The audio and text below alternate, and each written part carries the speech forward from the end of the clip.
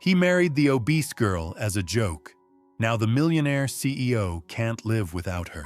You married me for $1 million dare. Remember, Chloe's voice was calm, too calm. Lucas stood frozen in the doorway of his penthouse, his $1,000 coat still hanging from his shoulder. She didn't yell, she didn't cry. She just looked at him like she was reading a page from a book she'd already memorized. You wanted a challenge. Lucas Hale, you wanted control. But what if I told you, you were never in control of me at all? And in that moment, he realized something terrifying. He might have won the bet, but he was losing her. They called Lucas Hale the King of Manhattan, the kind of man who could crush competitors before breakfast and charm a boardroom by lunch. Cold, controlled, unbeatable. He didn't believe in love. He believed in power. At least until Jack Sinclair, his oldest friend and favorite enemy, raised a champagne glass at a rooftop party and said, "I dare you, Lucas. 6 months. Marry someone who doesn't worship you. Someone who wouldn't belong in this world. A bet. $1 million on the line." And he said yes, because Lucas Hale never backed down from a challenge. Her name was Chloe Rivers, a woman with quiet fire in her eyes, curves the tabloids would never idolize, and a stare that made Lucas feel small. She knew about the bet. She didn't flinch, didn't beg. She said, "I have my reasons, but don't mistake silence for surrender." It should have been simple. 6 months. Luxury, distance, no strings, but something in her presence. The way she ignored the marble floors and the glittering skyline. The way she looked him in the eye and never once blinked. It shook him. He tried gifts, power plays, control. She refused every bracelet, every chauffeur, every whispered promise. She kept to herself, read books he didn't recognize, drank strong black coffee every morning. And every time she turned her back to him, he felt a strange kind of hunger rise inside him. Not lust, not ego. Something more dangerous, longing. For the first time in his life, Lucas Hale didn't know how to win. And then one night, she said it, just after sunset, the city behind her like a battlefield he no longer ruled. "You think you're playing me, Lucas? But the truth is, you've been mine from the beginning." He laughed, but he couldn't sleep that night, because suddenly, he wasn't sure if this was just a marriage contract, or if she was here for revenge. Chapter 1. The Dare. It started with a laugh, one of those cruel, champagne-slick laughs that rise too easily at rooftop parties in Manhattan. "You really think you could do it?" Jack said, tipping his glass toward the city skyline. "Marry someone? Outside your league." Lucas Hale tilted his head, smirking. "My league? You know what I mean? Someone who doesn't chase your net worth. Someone who wouldn't survive 5 minutes in this world." The music pulsed underfoot. The skyline glittered like it owed Lucas something. Jack leaned in, voice lower. 6 months. Marry a woman who wouldn't make page 6. Someone real. No models, no Polish. Just her. Lucas didn't flinch. "What's in it for me?" Jack clinked his glass. $1 million. Bragging rights. The thrill. Lucas grinned like a wolf. "You think I'd fall for someone just because she doesn't want me?" "No," Jack said. "I think you'd unravel, because for once, the game wouldn't be yours." 3 days later, a file landed on his desk. Chloe Rivers. Age, 30. Occupation, nonprofit consultant. Formerly in corporate marketing. Unmarried. No scandals. No debt. No interest in social climbing. And very much not the type Lucas usually entertained. Her photo was simple. No filters. Just her sitting on a park bench in Brooklyn, reading a book with one leg tucked beneath her. She looked grounded, untouchable, entirely uninterested in being desired. Lucas stared longer than he meant to. He didn't know why, but his stomach turned with a slow curiosity he couldn't name. Their first meeting was arranged at a Michelin-starred restaurant in Midtown. Lucas arrived early, as always, controlling the stage. When she walked in, heads turned, but not in the usual way. Not gasps or envy, just quiet curiosity. Chloe wore a navy wrap dress, hair pinned up in an effortless twist. She didn't smile, didn't hesitate. She walked to his table like she was stepping onto even ground, not once looking at the wine list, or his Rolex, or the view. You must be Lucas Hale, she said, settling into the seat across from him. Her voice was calm, clear, not soft but not loud. Either, and you must be Chloe Rivers. He extended his hand. She looked at it for a moment, then shook it. Not out of fear, but out of principle. Her grip was firm, her eyes sharper than he'd prepared for. I know why we're here, she said. Lucas blinked. Excuse me, I know about the bet, she said. 6 months. Marriage. $1 million.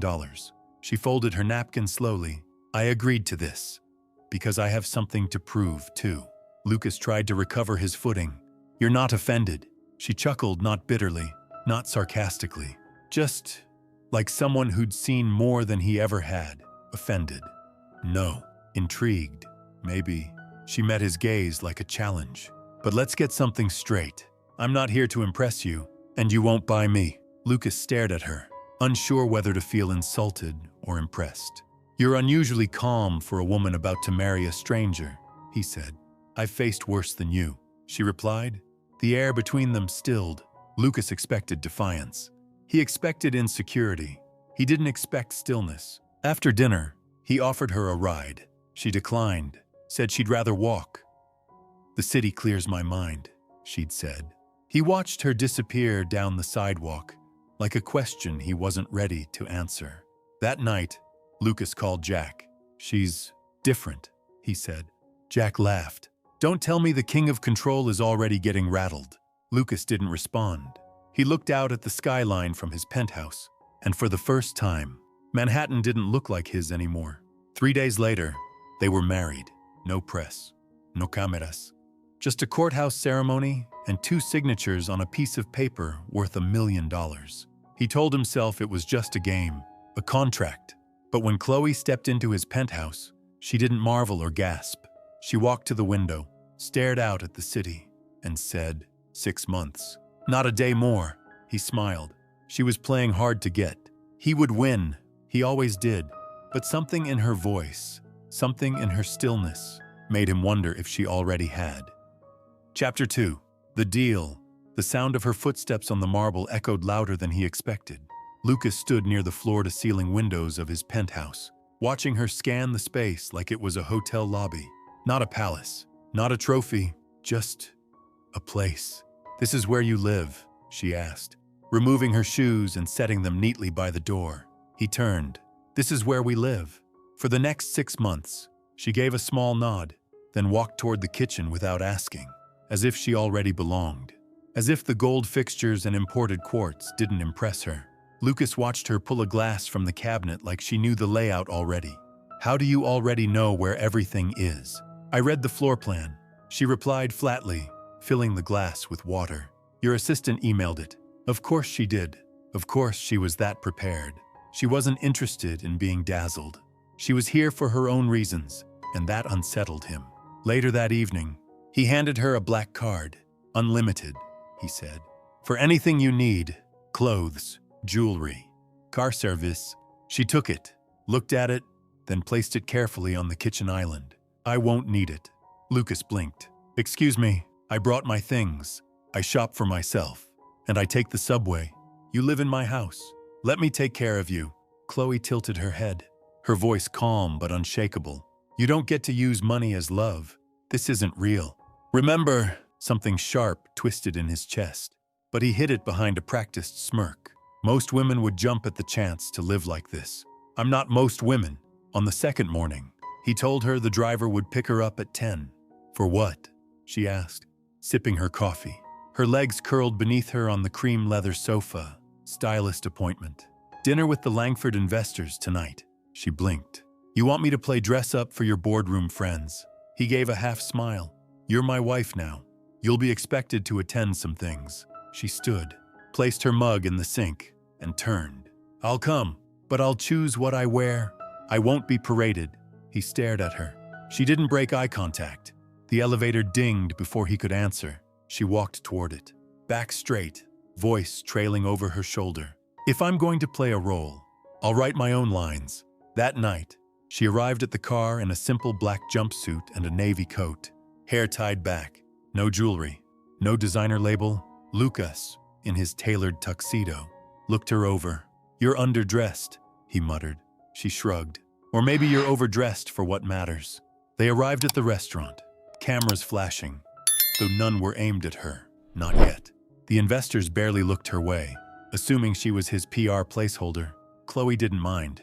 She leaned in close during dinner and whispered, "They don't see me now, but they will." Lucas felt his hand tighten around his wine glass. Later, in the car, he asked, "Why are you doing this?" She turned to him, unbothered by his tone. "You mean, not falling into line like the others?" "Yes, because this isn't a favor, it's a deal, and I never give more than I agree to." He studied her. Her profile in the moonlight looked calm, too calm, like someone who'd planned 1,000 moves ahead. That night, she locked her bedroom door. It wasn't meant as cruelty, just clarity. He stood outside for a long time, hand hovering near the handle. Then he turned back to the cold, cavernous hallway and walked away. In the weeks that followed, he tried again. Gifts, dinners, trips. She declined all of them, politely, softly, and every rejection dug deeper into his pride. She wasn't hostile. She was just untouched, and that terrified him more than anger ever could. Then, one night, after a tense dinner with his board, he snapped. "You act like none of this matters, like I'm nothing to you." Chloe set down her fork, wiped her mouth, and looked at him calm, steady. "Do you want me to pretend?" she asked. "Because I can. But if you're asking me to fall for a lie you started, you may be disappointed." Lucas's jaw clenched. He was a man who'd built empires, turned industries on their heads. But this woman, this quiet, grounded, unbothered woman, she was his undoing. And she hadn't even tried. She stood and walked past him, pausing at the hallway. Without looking back, she whispered, "If you think marriage is control, Lucas, then you've never been married to someone who can't be bought." Chapter 3. The Fortress. The air in the penthouse had changed. Not louder, not colder, just tighter, like it had started listening. Lucas Hale had always believed silence was a sign of victory.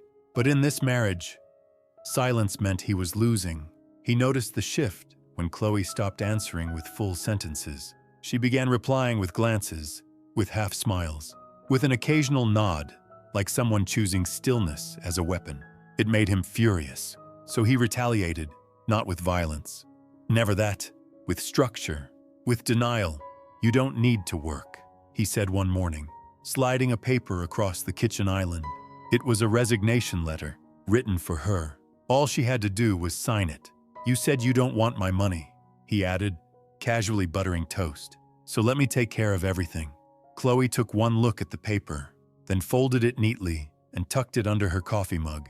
"I already have a job," she said. "Existing." He tried to laugh.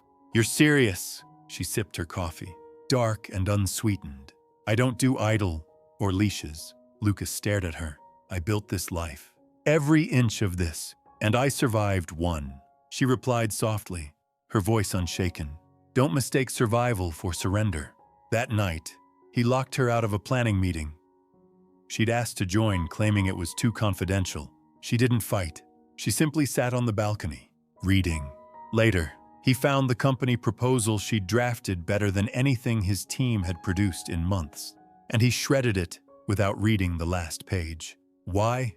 Because it scared him. Because she was better than he wanted to admit. Lucas changed her driver's schedule, canceled her mentoring sessions without asking. He made her wait, kept her guessing, rearranged her time like furniture. Chloe didn't flinch. She showed up to breakfast each day like clockwork, perfectly dressed, perfectly still, and spoke only about the weather or the taste of the coffee. "You hate me," he said one morning. Finally breaking, she raised her eyes. Unshaken. "No." "Then why won't you let me in?" Chloe folded her napkin. "Because you don't knock, you barge." He took her to charity galas, arm in arm, like a real couple. To outsiders, they looked golden, impeccable, but she always stood just a fraction out of reach. Never leaned in, never laughed too loud. Once, a tabloid called her mysteriously detached. Lucas read the headline 3 times. He didn't know whether to be proud or terrified. One night, after she declined a trip to Santorini, he'd planned luxury yacht, and all he cornered her in the hallway. "Why are you here?" he asked, voice low, fists clenched. If you don't want the money, the gifts. The name Why Stay? Chloe stepped closer, too close. You really want the truth? She asked. He nodded, heart racing. She leaned in, to prove I can stay, without ever being yours. And then she walked away, the echo of her bare feet on hardwood louder than the rage in his chest. But it wasn't just rage anymore. It was shame, and that was new. He began to watch her when she didn't know. Mornings when she read on the balcony in sweatpants, hair in a bun, wrapped in silence. Afternoons when she sat with her journal, brows furrowed, writing something he'd never be allowed to read. Nights when she cooked her own food, quietly ignoring the chef, humming under her breath. She was building something in her mind, and he had no blueprint. And for the first time in his life, Lucas Hale felt like an outsider in his own home. One night, he tried a different tactic. He waited until she was brushing her hair in the mirror. He leaned against the doorframe, softening his voice. I don't understand you, he said, watching her through the reflection. Most women would kill to be in your shoes. Luxury, power. She didn't stop brushing, didn't raise her eyes. I don't want to be in your shoes. Lucas, she said quietly. I just want to walk without chains. That night, he sat alone in the living room, glass of scotch untouched, city lights blinking like distant judgments. He had everything, and yet the one person who lived inside his fortress remained completely untouched by him. He didn't know it then, but every attempt to control her was revealing something he'd spent his whole life hiding from, his own emptiness. Chapter 4. The Pawn. Lucas Hale had always prided himself on control, numbers, markets, women, outcomes all predictable, all bendable. But Chloe Rivers, she was unreadable. She didn't rise to bait, didn't snap back when he cut her off mid-sentence, didn't react when he accidentally left her off the guest list for his foundation gala. She just existed, calm. Watching, that unnerved him more than rage ever could. So he pushed harder. He installed a security system that pinged her location, quietly reassigned her assistant. He even bought the nonprofit space she used for weekend tutoring and renovated it, knowing full well it would take months to reopen. When she found out, she didn't yell. She simply walked into the kitchen, poured herself a glass of water, and said, You keep trying to lock doors, Lucas, but I've already built my own exits. He slammed his glass down on the counter. Why are you always so calm? She turned to him slowly. Because I've lived through storms worse than your tantrums. That night, he watched her move through the penthouse like she belonged barefoot, quiet, wrapped in a navy sweater too big for her frame. She passed him without a glance, and it hit him. She didn't need his approval or his apology. She had something bigger than pride. She had purpose, and it terrified him. Days passed in stifled silence. He began waking early, just to glimpse her making coffee. She always stood in the same place, facing the window, one hand in her pocket, watching the sunrise like it owed her answers. One morning, he approached her carefully. Why don't you fight me? He asked. She didn't turn. I'm not here to fight. I'm here to finish something. What does that mean? Chloe finally turned, her gaze like still water. It means, you're not the player in this game. Later that week, Lucas found her in the guest library, sorting through books. Have you always been this composed? He asked, unsure why the question left his throat. She smiled faintly. No, but I've had to become someone who doesn't flinch when the floor vanishes. He swallowed. You act like you're untouchable. Chloe placed a book back on the shelf. Maybe I am. Maybe I learned not to bleed in front of people who enjoy the sight of it. Lucas's chest tightened. For the first time, he felt something unexpected stir in him. Shame. That night, he confronted Jack over dinner. This isn't working, Lucas muttered. Jack laughed. She's not falling for your tricks. She's not falling at all, Lucas admitted. It's like she's waiting for something. Jack raised an eyebrow. You sure you're not the one being played? Lucas went silent. Because deep down, he was starting to wonder the same thing. Later, back at the penthouse, Chloe was sitting cross-legged on the couch, reading. Lucas stood across the room, unsure why he felt like the intruder in his own life. What are you reading? He asked. She didn't look up. Chess memoirs. He half smiled. Always liked that game. She finally looked at him. You would. Why? Because you like being the king. He walked closer. And what are you in this game? Chloe's lips curved slightly. A pawn. Quiet. Underestimated. He scoffed. You. A pawn. She closed the book. Eyes burning now, not with rage, but something deeper. Lucas. Pawns cross the board slowly. No one watches them. No one guards them. But if they make it to the end, she stood, her voice steady, low. They become queens. Lucas froze. She walked past him with that same impossible calm, but something inside him broke. Because for the first time, he saw her not as a burden, but as a storm he couldn't forecast. And deep inside that realization, he felt fear. Not that she'd leave, not that she'd win, but that she already had. Chapter 5. The Shattered Mirror. The mirror in the master bathroom had always told Lucas Hale the truth. Sharp jawline, perfect tie, eyes like winter steel. A man in control, a man the world envied. But lately, when he looked, he didn't see power. He saw a stranger, one with tired eyes, one who paced the halls at night, hoping to catch a glimpse of the woman who never tried to impress him. Chloe had stopped making eye contact during breakfast. She still sat across from him, still drank her coffee with that same quiet grace. But something had changed. She no longer fought. She no longer resisted.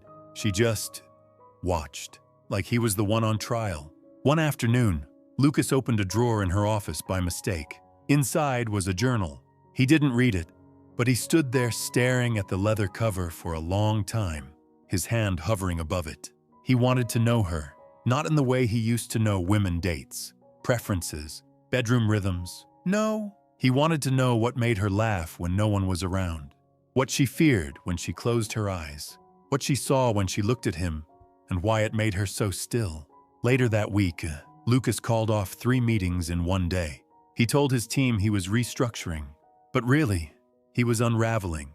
He started noticing the little things. The way Chloe hummed low when she was folding laundry. The way she paused outside the guest room before walking in, like checking for ghosts. The way her hands always trembled for a second when she touched old books, but never people. One night, she was curled up on the balcony couch, wrapped in a blanket, watching the lights of Manhattan flicker like a dying fire. Lucas brought her tea. No words, no expectations, just presence. She took the cup, didn't thank him, but didn't push him away. They sat in silence, the air between them pulsing with things neither dared say. After a long pause, he whispered, "What are you thinking?" Chloe didn't look at him. "I'm thinking," she said softly, "that this city is full of men who think they own the sky, but they've never once touched the rain." Lucas didn't understand, not fully, but something in that sentence hit him like a memory he never made. That night, he stood in front of the mirror again. Same face, same eyes, but the man inside looked small, like a child in a suit too big. He slammed the glass with his fist. The mirror cracked. The next day, he asked his assistant to gather old business files, specifically, files related to Rivers & Son Marketing, a company he hadn't thought about in years. His stomach twisted when he saw the name. He couldn't remember the deal, couldn't remember the acquisition, but Chloe's last name burned through him like guilt. He took the file to the terrace and opened it under the open sky. Page after page, deeds, contracts, merger details, and then a memo. Acquisition executed despite financial resistance from local firm. Estimated liquidation of assets within 90 days. His initials signed in the bottom corner. Lucas dropped the folder. His breath caught. He had destroyed her family, without even remembering. That night, he didn't sleep. He stood at the edge of the bed, watching her. Chloe lay with her back to him, the curve of her spine strong, distant. He wanted to touch her shoulder. He wanted to say, "I'm sorry." He wanted to crawl out of his own skin, but he did nothing. Just stood there, a man who had taken everything from a woman and still wanted her to look at him like he was worth something. In the morning, he made her breakfast, scrambled eggs, toast, black coffee, no sugar. She sat across from him, ate in silence. He didn't speak, didn't expect anything. He just wanted her to see that maybe, just maybe, he was learning how to be still too. When she left the table, she didn't speak. But later, he saw the plate in the sink, clean, empty, and for some reason, that felt like grace. Chapter 6. The Revelation. It was raining the night she told him. Not the kind of storm that howls, but that slow, whispering rain, the kind that seeps through walls, not windows. Lucas had just returned from a rare late meeting. Pieds undone, hair damp from the walk from the car. He stepped into the living room and froze. Chloe was standing by the window, not watching the city, watching him. She'd been waiting. "I need answers," he said before she could speak. His voice was low, tired, not angry. "I can't take the silence anymore. If you're punishing me, say it. Just tell me the truth." Chloe didn't move, and then she turned. And when she did, he saw it. The storm behind her eyes, the quiet fire, the pain buried under poise. The war she'd been fighting long before she met him. "You want the truth?" she asked. He nodded, slowly, dread blooming in his chest. Chloe crossed her arms, her voice colder than it had ever been. "You destroyed my family!" Lucas. His world stopped. "What?" he said. "My father," she said. "Robert Rivers, owner of Rivers and Son Marketing." She took a step closer, her voice unwavering. "You bought out his company, crushed his bids, liquidated our assets. Not because you needed to, but because it was easy." He blinked, trying to recall the name, the deal. "Anything, Chloe? I didn't know." "No. You didn't care." Her voice cracked, then just slightly, but she caught it, swallowed it. "You killed his life's work." And after the last deal closed, he sat alone in that office, staring at the wreckage. And 3 weeks later, her breath caught. He hung himself in our garage. Lucas stumbled back a step, the world tilting. I didn't know." Chloe raised a hand. "Don't say that. Don't cheapen this with ignorance." Tears welled in her eyes, but she didn't let them fall. "You didn't know, because you didn't care to remember whose necks you stepped on. You were too busy counting victories." He couldn't breathe. "And there's more," she whispered. He looked up, hollow. "I was pregnant." The words sliced through him. "I was pregnant when he died. We lost our home. I lost everything. And then I lost the baby." Her voice trembled now, but her eyes never looked away from his. "You didn't just take my father. You took my future." Lucas fell to the couch, his hands shaking. He tried to speak, but there were no words in any language that could cover this. "I didn't mean..." "No," Chloe said. "But you did it." She stepped closer now, standing over him. "And when I heard about your bet with Jack, I saw an opportunity. Not for money, not for pity, for justice. I married you because I wanted you to feel what powerlessness tastes like. To live inside something that looks like a choice but feels like a prison. The same way you trapped us. The same way my father died, dignity stripped, future erased." The room pulsed with silence. Lucas buried his face in his hands. "I'm sorry," he choked. "God. I'm so sorry." Chloe didn't comfort him. She didn't raise her voice. She didn't walk away. She just stood there, a monument of grief and fury and grace. "I didn't come here to ruin you," she whispered. "I came to make you see what ruin feels like." He looked up at her through tears. "You've succeeded." She shook her head. "No, not yet." And then she left the room. That night, Lucas lay awake in the dark. No city light comforted him. No memory of success felt worth keeping. He was not the man with the empire. He was the man who crushed lives and forgot the names. And the woman sleeping in the next room. She wasn't a pawn. She wasn't even the queen. She was the reckoning. Chapter 7. The Ruin. Lucas Hale had once been the kind of man who could walk into a room and bend it to his will. Now, he walked through his own penthouse like a ghost no one saw. Chloe didn't raise her voice, didn't curse him, didn't demand tears or apologies. She simply stopped seeing him. At breakfast, she poured her coffee, sat at the end of the table, and stared out the window. When he tried to speak, his words died mid-air, killed by the quiet wall between them. She moved through their home like he wasn't there, polite to the staff, soft-spoken on her phone. But with Lucas, total silence, no rage, no accusations, just absence. And that broke him faster than fire ever could. He tried everything. Flowers, peonies, her favorite, left on the counter. She passed them like they were air. He made her favorite breakfast. She cleaned her plate, didn't say a word. He canceled meetings, stayed home, waited. She came and went without looking at him. The silence wasn't loud. It was surgical. It dissected his pride. It carved out every last illusion of control. At work, things began unraveling too. Investors pulled out, projects stalled, meetings he never missed disappeared from his calendar. And he knew Chloe was behind it, quietly, strategically undoing him. One evening, he returned from a board meeting to find her laughing on the phone. He hadn't heard her laugh in weeks. It felt like music, until he caught a word. Yes. He still thinks it was an accident. Then she saw him, ended the call, calmly placed her phone on the table. Lucas stepped into the room like he was walking into a trap. "You're tearing everything apart," he said, voice low. "You're destroying my life." Chloe turned, arms crossed. "No," she said. "I'm showing you what it feels like to watch everything slip away. The way I did." He stared at her, eyes bloodshot. "I get it. I was cruel. But I'm trying. You're trying to survive."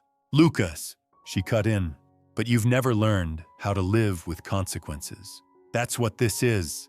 Consequence." Her words hit deeper than any slap could have. She wasn't out to ruin him.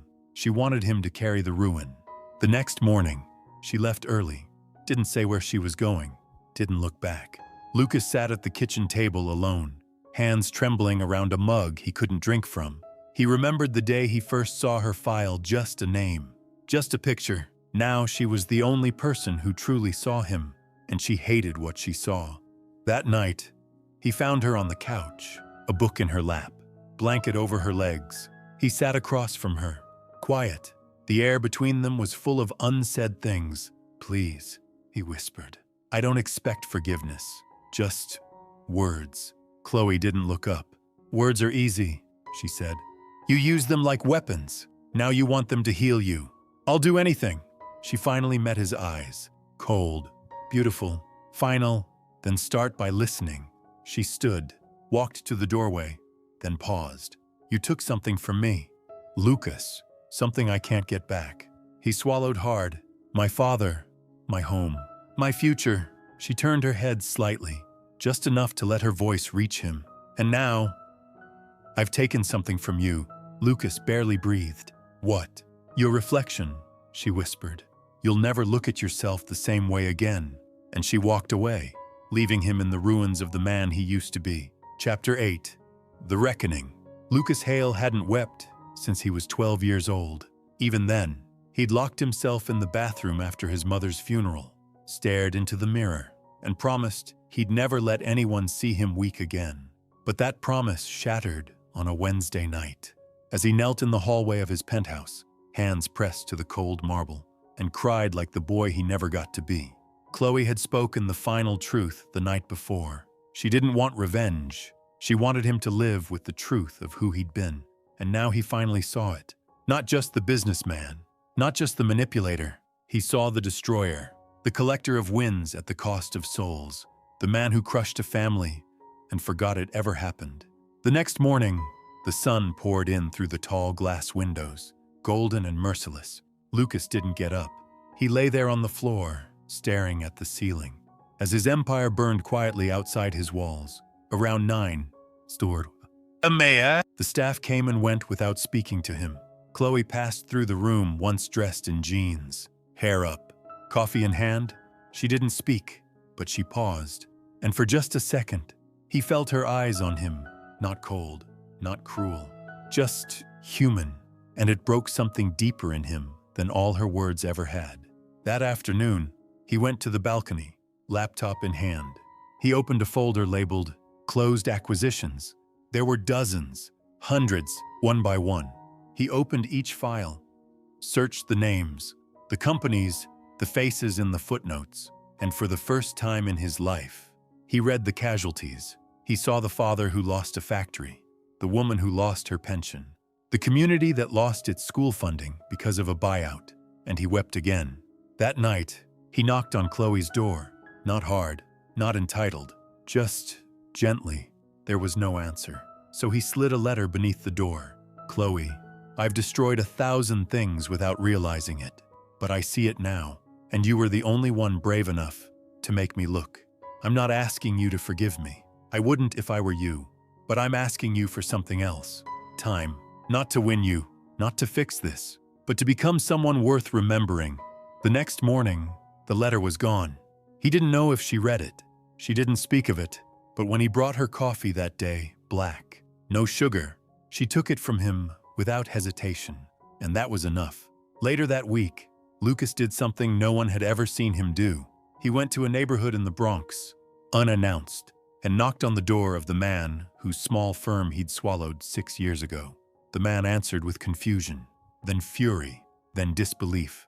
I'm Lucas Hale, he said simply. I know who you are. The man snapped. Get off my property. I came to apologize, Lucas said. And then, he didn't speak.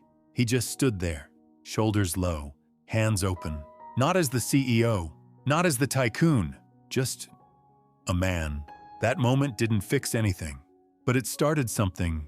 Over the next week, Lucas repeated the process, face after face, story after story. He didn't argue, didn't explain. He just listened. Sometimes they slammed doors. Sometimes they cursed. Once, a child spat on his shoes. He didn't flinch, because finally he was standing still in the fire he had built. Back at the penthouse, Chloe watched from afar. She didn't speak of it, but she noticed the way his eyes looked less hollow, the way his words came slower now, the way he said please and thank you and I don't know.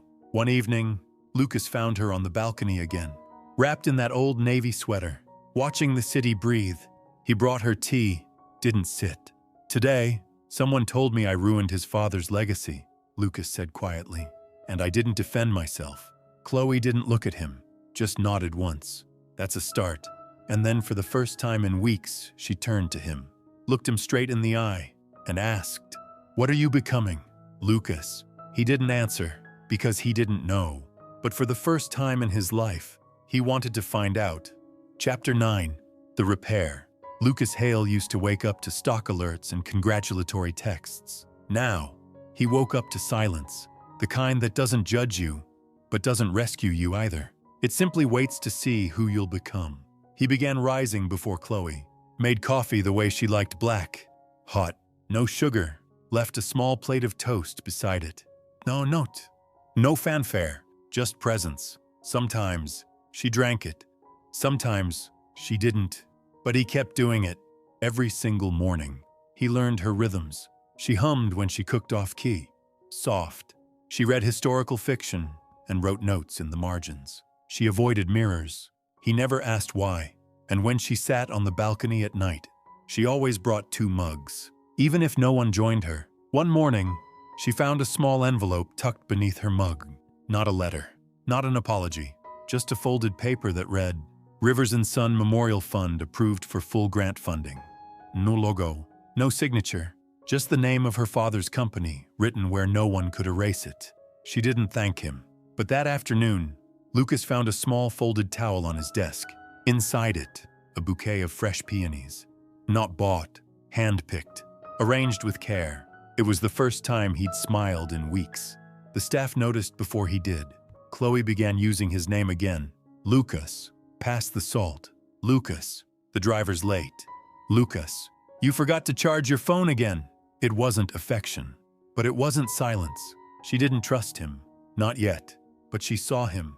And that was something. One night, he asked gently, "Do you hate me?" She paused, then answered, "I used to, but hate is heavy.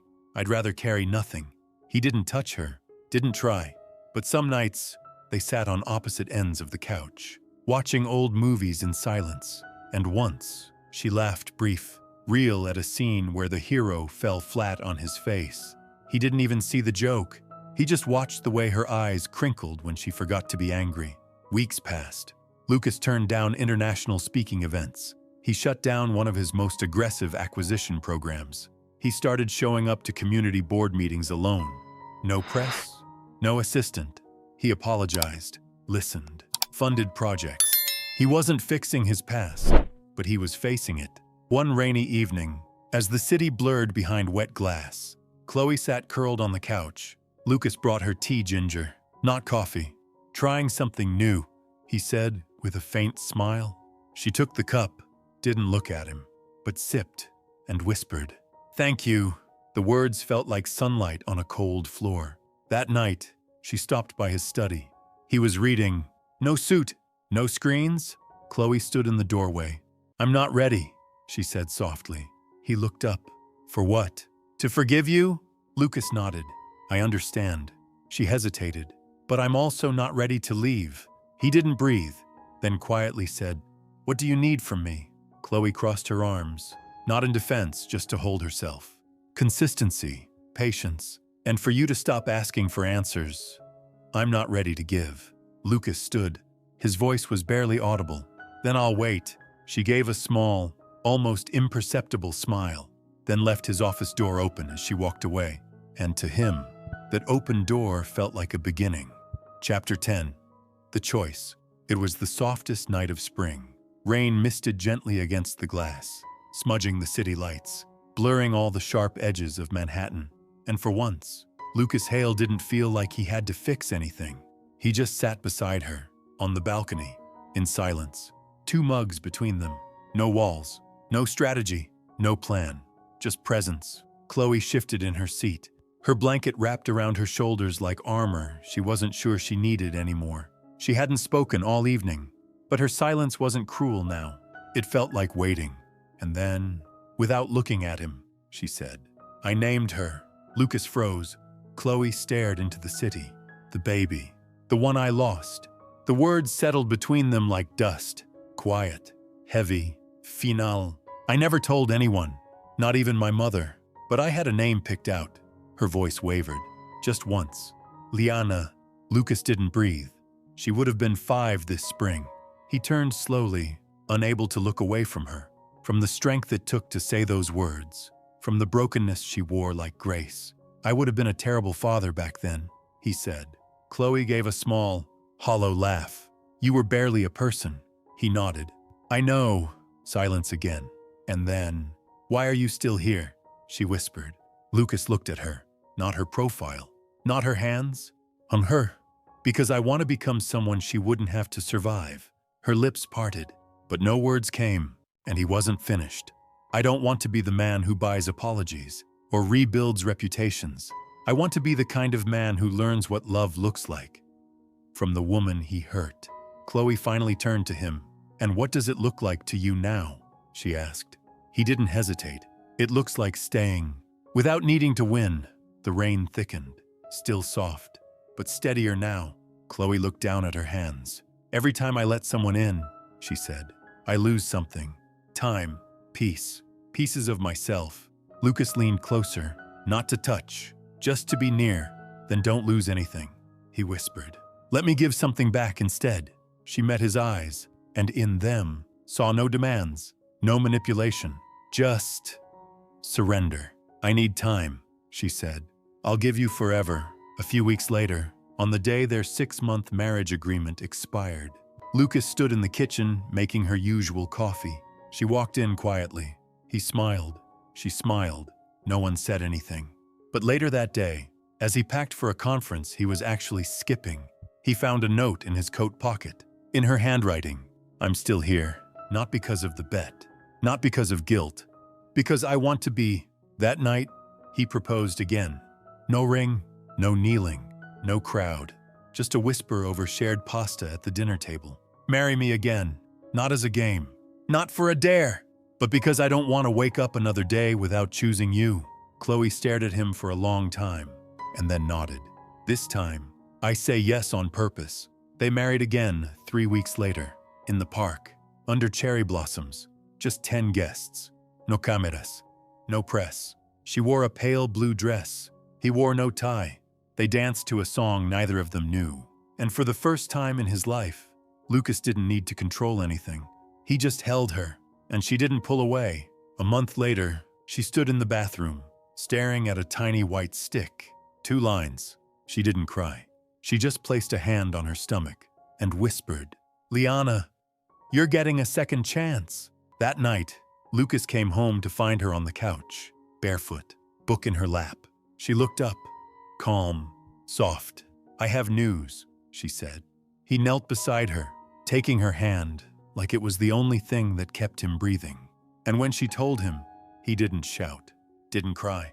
He just pressed his forehead to hers and said, "Then this time, I'll get it right." They didn't promise perfection, they promised presence, and that was more than enough. The real vows. There were no violin quartets, no grand speeches, no diamond-studded aisles, just morning sun through pale curtains, a kitchen that smelled like coffee, and laughter gentle. Clumsy, real. Chloe Rivers didn't wear a white gown this time. She wore soft linen and a faded blue shawl. Her hair was pinned back, loose pieces falling around her face the way she always used to hate, but now let fall freely. Lucas Hale didn't wear a tux, just a pressed white shirt, sleeves rolled, nerves visible, no crowd, no spotlight, just 10 guests and a garden full of wild peonies. Their second wedding, but this time the first one that counted. He took her hands, not to possess, not to prove, just to hold. "I used to think marriage was control," he said softly. "A game, a win. But then I met the only person who couldn't be bought and learned what it meant to belong." Chloe didn't cry. She smiled. One of those deep, quiet smiles that took years to earn. "My vow is simple," she said. "I won't promise perfection. I can't.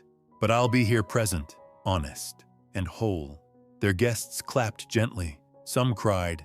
But the real celebration didn't begin until later, when it was just them, in the backyard, under string lights and a sky full of possibility. They slow danced barefoot. Lucas rested his hand against the soft curve of her waist. "You know," she whispered, "if someone had told me a year ago that I'd fall in love with the man who destroyed my world, I would have told them they were crazy." He finished. Chloe nodded. "And maybe I still would. But this version of you, this man here with me now, he didn't destroy anything. He's building." Lucas kissed her shoulder, held her tighter. "You didn't just marry me, Chloe. You remade me." A few weeks later, they opened the Liana Foundation, named not just for the child they lost, but for the life they wanted to give back. Scholarships, therapy support, small business grants for families impacted by unethical takeovers. Lucas funded it. Chloe ran it. They made a new name out of the broken one. Every morning, they sat together, coffee mugs warm between their palms, hearts warmer between the pauses. He still apologized sometimes. She still hurt sometimes. But neither of them ran anymore. The world kept spinning. But for once, they didn't need it to slow down. They just needed each other. And one evening, under the soft hum of the nursery's nightlight, Chloe pressed her hand to her growing belly. Lucas knelt beside her, forehead resting there like a prayer. "You know," she whispered, "I still can't believe it started with a bet." He smiled through his tears. "The best bet I ever lost. And maybe that's what real love is. Not a deal. Not a game. Just two people who stopped running and stayed." She wasn't the woman who changed to fit his world. She was the woman who made him change, just to be worthy of hers.